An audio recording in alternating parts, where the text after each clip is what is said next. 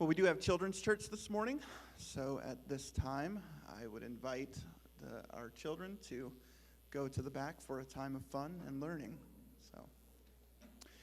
And our scripture reading this morning comes from Colossians chapter 1, verses 16 through 18. For by him were all things created that are in heaven and that are in earth, visible and invisible, whether they be thrones or dominions or principalities or powers.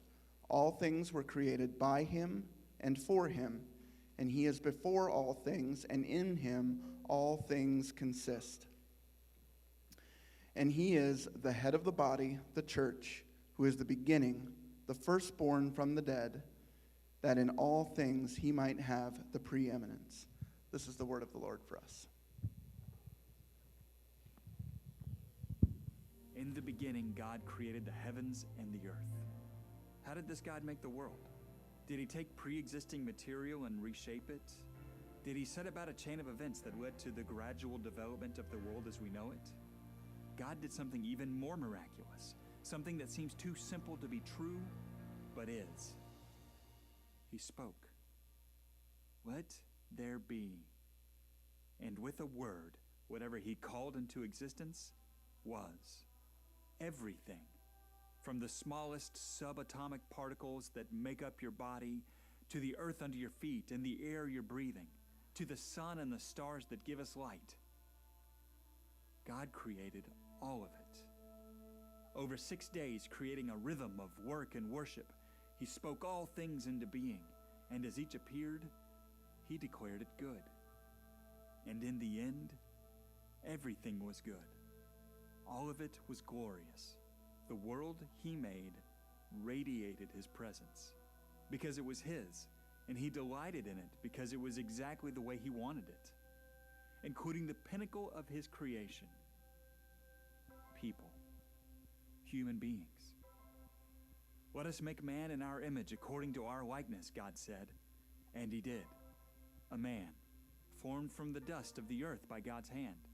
A woman, formed from the side of the man to be his partner in the shared calling to be fruitful and multiply and steward the world God had made, to create, to communicate, and form communities, to harness the earth's resources to aid in the flourishing of their descendants, to bear his image throughout creation, to be his representatives, to reflect his goodness and graciousness to the ends of the earth.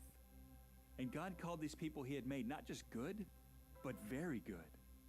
They were glorious. They radiated his presence.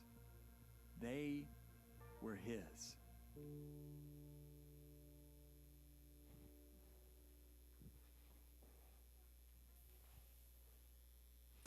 So we are blessed this morning to have as guest speaker our very own Ivan Miller. He is chairman of the board of Servanthood Ministries. He's been blessed to be a part of many different ministries and opportunities over the years. So Ivan, if you would, come and join me on the stage. Ivan has lots of stories of God's faithfulness, and so we're excited to hear him share today. You're probably familiar with Newgrounds Cafe in Walnut Creek. He's been involved with that since its beginning. And again, he's seen God work both in ministry and in his personal life. He has powerful stories of God moving in the lives of those who are willing to be used by him. Ivan says, the key to remember is that it takes each of us using and maximizing the gifts that God has given us to achieve his ministry. So let's give a warm welcome this morning to Ivan Miller. Bless you.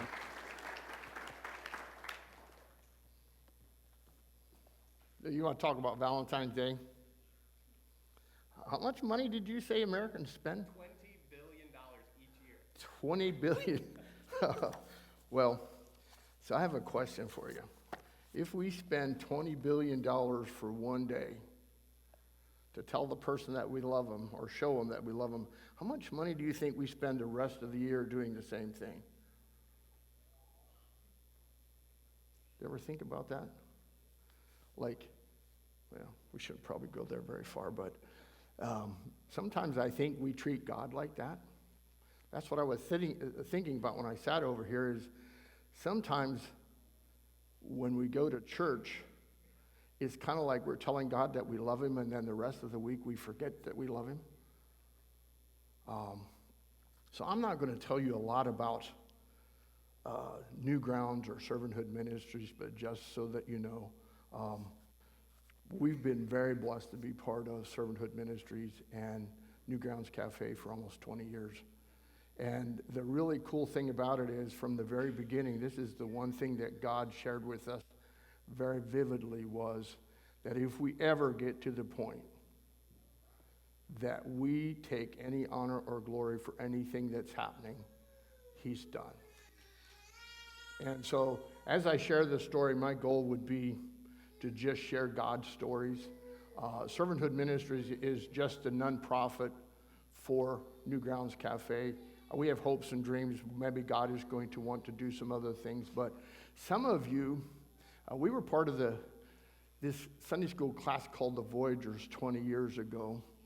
And I hadn't realized until I went back and started looking at all these pictures of what everybody did. And so the whole thing came back in that it takes every one of us. And so, you know, I'm pretty old and sometimes I forget things. So I'm going to tell you that if you want to see some memories, I'll be in the gym after church and show you some memories. And for those of you that don't remember Teresa and Ryan and anyway, your pictures are in the album and they're going to be on the screen. So thank you. Thank you for allowing me the opportunity to share this morning. Thank you for the opportunity that I have to just thank you for being part of this whole project from the very beginning. And just recognizing, first of all, that it does take just ordinary people, but an amazing God can have all these things accomplished. And so the first thing I want to do is clear up a couple misunderstandings. Is that okay? Well, so a guy called John called me and said, would you be willing to share on February 13th? And I'm thinking it's Valentine's weekend. And I said, okay, but I won't have to preach or have a message or anything, right? I just get to share God's stories, and he agreed. Well, the next thing I knew, somebody called and said, hey, I hear you're going to preach. And a little bit later, I got a text from somebody, hey, are you going to share a message on February 13th? And I keep saying, no, I don't have a message. But then I realized I actually do have a message. And so what I actually told John was that if I can share some stories and ask some questions, then I'm going to be okay. But you know what my wife normally says when I ask questions? I'm not open for questions right now. Anyway, so I'm going to ask you guys a question. Are you okay with me asking questions and expecting some of you to respond some of the time? You want to raise your hand. If you don't want me to ask questions, keep your hands down because you won't have to listen, okay? Well, if we get that out of the way, then we go back to realizing that God is the heart of everything we do. But we have to choose him.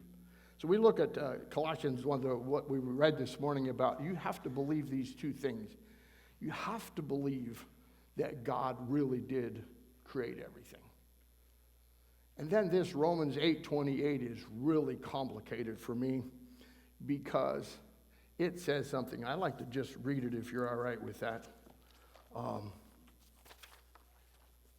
Romans 8:28 says, and we know that all things work together for good to them that love God, to them who are called according to his purpose. Do you believe that? And I will tell you the stories that I share, that verse is as complicated for me as it is for anybody. You know when I realized, well, I went to the bathroom, and there was this picture there when I was going to the bathroom, and it had my picture on it. And then I realized that if you make it to the bathroom and you don't put God first, you're going to be in trouble. So here's the message that I want to leave with you. You have to believe that God created everything. You have to believe in the redemption story, which is Romans 8:28. And then this message that I want to share with you is just in a nutshell. It's God created each one of us. God loves us so much that he was willing to send his only son to die on the cross. But then he also broke the chains of sin and death when he rose from the grave. We also get to believe that. And then we have an opportunity to go live with him for eternity. You know what the really cool part about it is? When he went back to heaven, he sent his personal guide.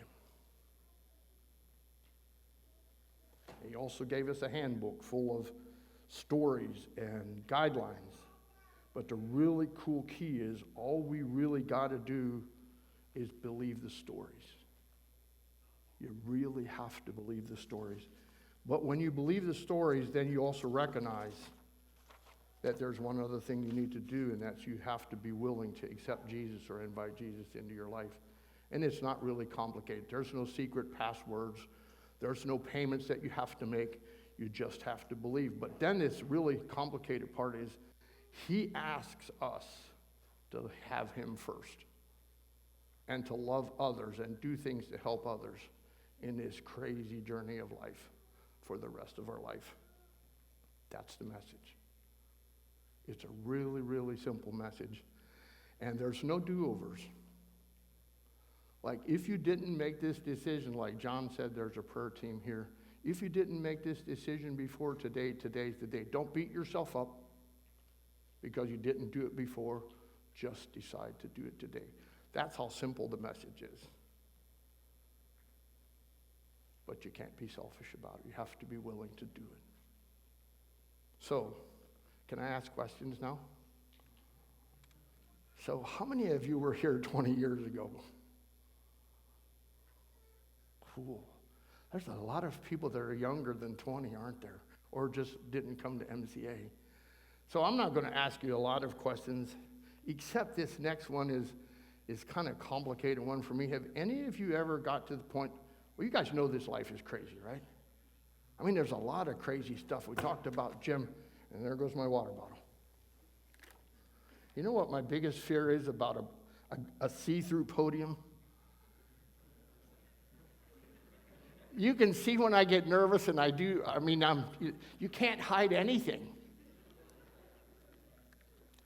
And we're talking this morning about a bulletproof one, but I'm not sure if this isn't maybe bulletproof, but you can still see through it. So anyway, have you ever wanted or wished for or just asked God if there wasn't some way that he would come and sit beside you and answer the questions that you have just today? Just once. So I got a crazy story. In the Bible, there was this guy called Zechariah. And he was an old guy, a little older than me. He'd been a preacher all his life. He was one of the Levites called by God. There was 17,000 of them. He got called possibly the only time. Don't hold me to all this. John can verify if it's true or not later, but he got called to serve in the temple. So he's serving the 2 weeks, maybe the only time in his life. And he's in the temple, in the holiest of holies, the closest place you're going to get to God on earth. And he's doing sacrifices. And an angel appears to him, right? And the angel tells him this story about that his wife is going to have a kid. And here's what he says. Are you kidding me? Don't you know? Now, you know, this isn't actually in the Bible like this. My wife is too old to have a baby.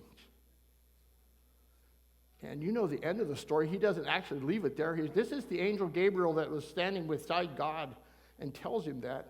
The next thing he says, so can I at least have a sign that this is going to happen? And then the angel says, sure can. You're not going to be able to talk for 9 months. And then there's this story about a girl probably somewhere between 13 and 17. The age doesn't matter, but the same angel comes and talks to her. And her name is Mary. And he says, you're going to have a baby. And she's thinking, you're kidding me. I'm still a virgin. I'm not married. What's all this going to do? And what was her answer? So tell me how it's going to happen. And that's the story. Here's my story. I've prayed for God to just show up just like that. And we were talking, Fran and I were talking about that when we went to bed the other night. And I don't know for sure exactly what happened, but God showed up. At 1 o'clock in the morning, what do you think he said? You forgot to set your alarm. It changed my life. You know what would have happened if I wouldn't have set my alarm? We were so busy talking about him showing up, I forgot to set the alarm. If I wouldn't have set my alarm, my day would have changed because I had an early morning meeting. Everything would have changed. That's the story. So many times I'm looking for this great big thing for God to do when his Spirit is inside of me doing all of these things on a regular basis, and I miss them. And I forget to thank him. So that's the God story. The interesting part about Newgrounds, I will tell you that if you decided that you wanted to go and see it, it's kind of like the pictures aren't really good. 18 years ago, we didn't have all this enhancement stuff, and so the pictures that you see have kind of been enhanced, but you'll still remember the faces, and so it's kind of like it ought to be. It's like the story about God. God's in the forefront, and we should be in the background doing whatever he asks us to do. And so you see the picture of Newgrounds. In this case, it was Walnut Creek Cheese. There were some things that happened in around 2000 where there was a bunch of guys that had been praying, and then 4 of these guys, they decided on a name. They called themselves Sold Out. And they went out deciding, these kids do crazy stuff sometimes. They decided to take a faith journey and see if God would actually do what he said. And so they went out in a vehicle, and they decided to go wherever anybody would invite them to talk and not take a lot of money along. And one time they were at a gas station, and they were out of money. I think they had $5 for gas, and they didn't know for sure what they were going to do after that. I won't tell you the detailed story in case somebody knows it better than me. But they sat there in their vehicle praying, and all at once a guy walks up and asks them if they need anything, and they say, well, they didn't have enough money for gas. And he ended up paying their gas, and their whole journey was just like that. That was the story that happened in 2000. And again, I'm not going to go into a lot of details. You get to read the story if you're interested in it. The bigger part of the story that I would share with you is the story of the cross. You're going to see a brochure like this back there, but the story is on the picture. There's lots and lots of stories there, but the story of that cross is, and again, I should tell you that I'm not going to tell you all these things that God did in sequence, but this cross was a cross that a young couple made together after they decided to get married. He worked at a place where there was a lot of scrap wood, and it was like barns where you tear it apart, the rough lumber, and then they took this scrap and made a cross. And I'm not going to go into the whole story. You get to read the story back there. But the true story is what the sacrifice that God was willing to make on the cross for us is still a part of the story today. We have to sacrifice our life in the same way that Jesus did. A couple stories that go along with that. You see the little black table there in front of you? That was the table that was inside the Walnut Creek Cheese building where we sat around and prayed. And when these guys came back from their sold-out trip, or this trip they were on, we realized that when they came back, let me go back one step. I forgot this part. When they came back, they decided to have a rally at a chicken coop in Walnut Creek. And these were kids. Do you know how many kids showed up at this rally every night? Somewhere between 200 and 300 kids. We still don't know how many kids made their first-time commitments to God during that time. But it was an amazing story. Kids talking to kids, it changed everybody's life. And some of us old people realized that we should be doing things to help. And that's how the whole idea of praying and talking about what God wanted us to do. Anyway, to narrow it down, we talked to Mark Collins about the building. And he gave us permission to go in, and the rest of the story's back there in the book, but we sat around that table and prayed. We also, you'll see some pictures if you go back there, we also ate cream sticks and we did other things around that table. But that table is the center of the idea of what God did at Newgrounds. And then on the wall, you can't see it very good, but it's in the right-hand side. Those are hinges from our old freezer. And the story is, you guys like having backups? Like some form of security at least, right? Especially if you're in business at all, it's really nice to have an extra money back. Well, early on, we had somebody give us an $8,000. We had more than we needed to make payroll. We had $8,000 to put in the bank, and we had up to that point prayed pretty much for every payroll. You know, so it's really cool to have $8,000 in the bank so that we don't have to pray quite so hard. What do you think happened? The freezer broke. That's why the hinges are there. We bought a new freezer. How much do you think the freezer cost? $7,845. Yeah. So at that point, we knew that God was going to take care of us, but he didn't want us to plan ahead. The other story that goes along with that is you'll see a picture of a rainstorm. And so the roof leaked while we're doing all the inside work, and we needed to put a new roof on. Mark said he would pay for the shingles if we got the labor to do it on a Friday night. We tore the roof off. Now, the forecast was for rain, but remember, if you have volunteers that are willing to help you do things, you probably ought to do it, right? So we prayed first around the table, and we felt like we should go ahead. So we tore the shingles off on a Friday night and got the tar paper back on. The next day, the forecast was for rain, and I will tell you that it rained everywhere. It rained in Charm, it rained in Berlin, it rained in Trail, it rained everywhere around. And you'll see the guys right there in the front. When the person was putting the last piece of ridge cap on, just so you know I'm not making it up, you can see that it's cloudy, right? It's a God story. The last person was, the rest of the guys are getting off the roof, the last person putting on the last piece of ridge cap right there in the front, before he got off the ladder, he got drenched. The roof was on. Those are the kind of amazing stories that I can share with you. And it's kind of like this morning, I looked up at the clouds. I couldn't even see the moon and the stars this morning, but I had faith that they were there. Some of these stories are just stories that I get to share with you of what God did. I have a lot of stories, but they told me that I probably shouldn't be here all morning talking to you. Some of you might leave for lunch. And so I'm trying to keep it short. So are you okay if I go to the end and then share what God's doing now, and then I fill in some stories in between? Are you guys okay with that? Okay. So God's still not dead in 2020, even though it felt like it with COVID and all the craziness, and 2021.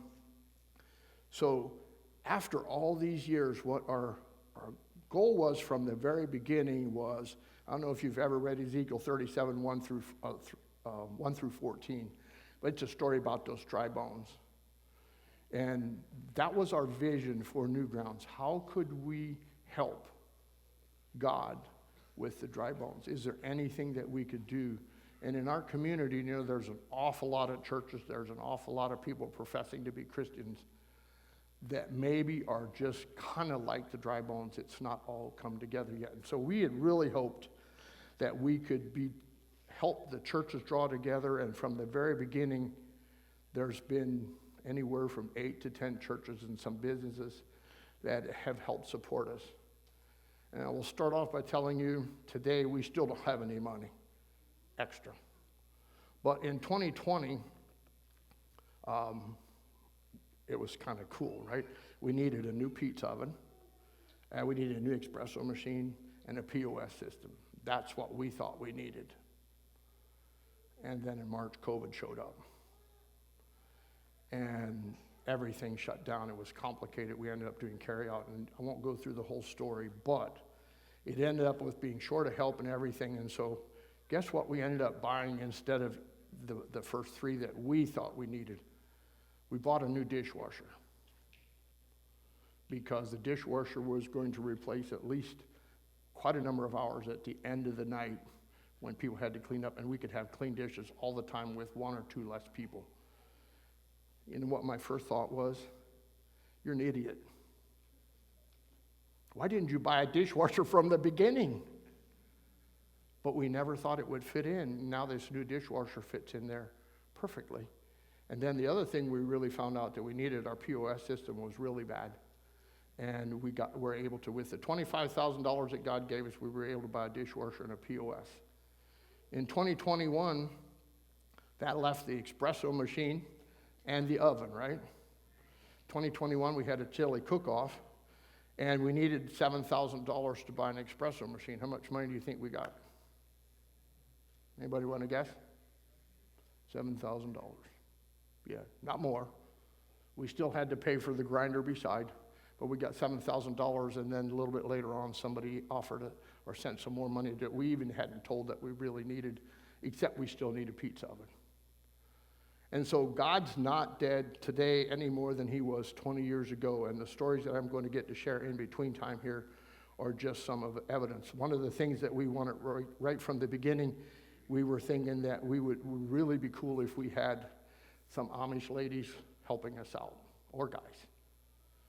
What do you think happened now? We have an Amish lady as an assistant manager, and her church wants to be part of the chili cook-off, the next one that we do. What do I know? So the stories, these stories that we keep sharing they're really just God stories, because there's no way, almost nothing that I had thought would happen happened right away. The time frame was always like, we prayed for 3 years before God gave us the building. We prayed for a new roof. The shingles that we put on, when you've seen that picture, we prayed for a new roof because a storm came along and tore that off, and then the insurance company ended up giving us money for new roofing, and we ended up putting metal roofing on, and it didn't leak anymore. The stories just keep on going. The other part of the story is we have a story about handicapped vans. And this is one of those stories that involve numerous people, including our mechanic at the Kime Lumber. And so we thought if we had a van that we could offer the community to take people with handicap physical challenges to whatever, viewings or doctor appointments or whatever, that would be a really cool thing. And I had an idea that there would be a lot of people that would volunteer to drive the van, and we'd have these retired people that won't have anything else to do, and they would want to do that. That was my idea. And I found out that if we were going to convert a van instead of buying, you know how much a handicapped van costs if you want to buy one that's already set up? Yeah, a lot. Anyway, so we found this van. I found out that we couldn't find out how much it's going to cost to retro it unless you had the van. So we bought a van at a really good price. Looked everywhere and then found one in Millersburg. Isn't that just normal? Anyway, we bought the van, and the morning that we got the van, I gave it to our maintenance guy, or our mechanic, and said, could you find out how much it's going to cost to buy the kit to put in there? And at 9 o'clock in the morning, he goes, Ivan, he said, you're not going to be very happy.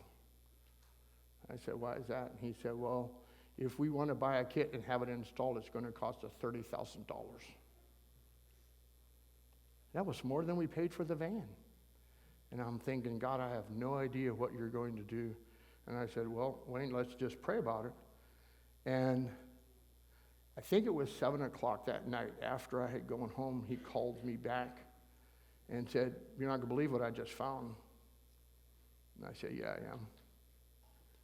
He said, I just found one of these kits on eBay for $1,500, and I'll put it in for you. So that first picture of that first van that you saw is like, that's a miracle van. It's helping a lot of people go on vacation. It's helping people go to doctor's appointments. It's helping people in all kinds of ways. Like I've got a guy that's using it tomorrow that his wife is paralyzed. Similar to what Jim Mast is struggling right now because he has a tumor in his spine and it's shutting off all the nerve endings. And she's similar to that. So he's taking her to do that. But here's the crazy part of this story is, you see the other van? Some guy came to us after we had gone through all this crazy stuff with the first one and said that somebody donated him and his wife a new van and would we be willing or interested in having their old one. Now think about it. Why couldn't God do that at the beginning? We wouldn't have had to go through all of that stuff. But now we got two. And the little one is really cool because you press a button, the gate opens up, and it's really easy. Anybody can do it. That's the van story. There's another story that is really, really crazy. How many of you have been to Newgrounds? Can I ask you that? Okay. So you know when you walk in the door, on the left-hand side where the booths are, there's a canopy that used to come all the way over to the door. And if you go back here and see the pictures, then you'll see how it was set up. One day, our cleaning lady was in there, and she went over to the very first booth, and she reached in, like we have some little flowers in the back, she reached in to wipe underneath that, and the canopy came crashing down. Thousands of pounds of slate and roof came crashing down, knocked her into the booth area, under the table, and cut off any means of escape. And she's laying there. Our manager at that point, I was in a meeting and our manager was down talking to some guys in Dover about if they would be interested in supporting them, and we were also looking at helping them do some of their things. And he didn't answer his phone, and she's there, stuck, can't get out. As luck would have it, guess who showed up? The exterminator. And guess who he had with him? A helper. They had the key code to get in the door. They came in the back door, and the two of them were able to lift the roof enough so that she can get out.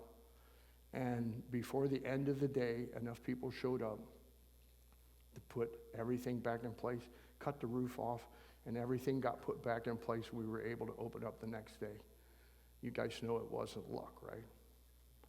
Not one person got hurt. If that roof would have fell down, like it knocked every table that was in a row there was chairs sitting along there, it knocked the chairs down, hit the table, didn't bust any tables, but it just made a total mess. And God helped us clean it up. And nobody got hurt. So the two things that have happened from the very beginning that are still happening today is dry bones are still coming back to life. And God is doing amazing things. And the fact is, it has nothing to do with me. Everything has got to do with God. There's a lot of more stories that I could share. The one little one, in the very beginning, it got designed to be a place for young adults. We wanted to reach out to the community, but it was full. Sunday Night Live was one of the number one things that was happening. Some of you were there. We used to have 100, 150 kids, and I was thinking, then the little kids would show up, and they'd make a mess, and then the older ones weren't happy, and it was just, anyway, we were thinking that we should tell the parents that we're not babysitters. And guess what's happening today? And I don't have any pictures to show you, so you just have to believe me. We have Nehemiah. I don't know if you know about Nehemiah Bible release time. But on an average Friday, we have anywhere from, they have Chestnut Ridge, all of the kids in the whole school from 1 through 6 show up there. They read them Bible stories, and they do an off-site Bible study with these kids, and a number of those have given their life. So my idea was for a place for old people like me and younger adults, and now God's using kids as well. So here's the wrap up. Everybody has a God story. Every one of you have a story that you could come up here and share. But you know what? Every one of these stories would also make a difference in somebody's life if you were willing to share it. Just two little highlights that I'd share with you at the end is one thing, like the place got created intentionally to be like a bar. You know, a lot of people go to bar not because they want to drink beer. They go to bar because they're lonely. They want somebody to talk to. So we intentionally created it like that. Some of us knew what that felt like. You go to a bar and eat peanuts and drink beer because you don't have anything else to do or because you don't know what you're going to do. So it was created like that. Out of that whole concept, it's kind of cool that I'm sharing this on Valentine's Day because somewhere between 80 and 100 couples ended up meeting at Newgrounds and ended up getting married so far. One of those couples ended up being our manager for a long time. And one of them is now on our board. That's a God story. Thank you very much for letting me share. And I would be happy to chat with you if you want to see any of the videos and hear more of God's story.